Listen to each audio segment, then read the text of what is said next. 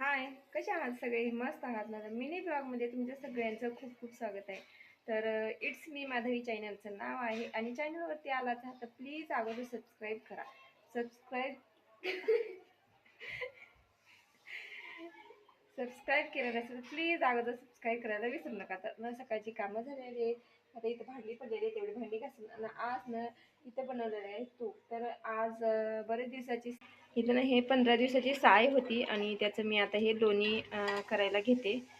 म्हणजे लोणी काढलं, आता तूप बनते. ह्याचं मस्त असं हे एकदम पिवळं जरीद असं हे तूप आहे आणि सुगंध तर इतका छान येते ना तुपाचा.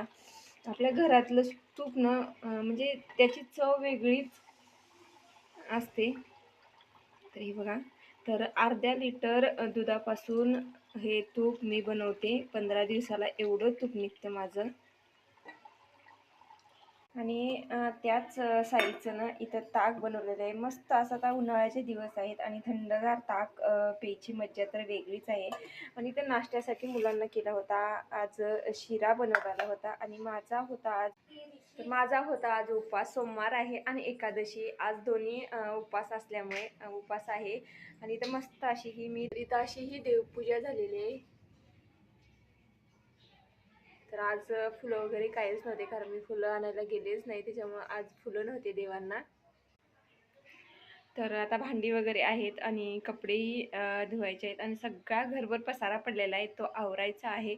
नंतर दुपारचा स्वयंपाक बनवायचा आहे. तर म्हणलं चला छोटासा शॉर्ट व्हिडिओ बनवू आणि तुमच्यापर्यंत पोहोचूया.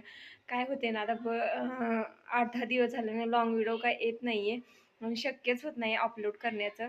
त्याच्यामुळे म्हणलं चला शॉर्ट व्हिडिओ बनवून तुमच्यापर्यंत पोहोचूया.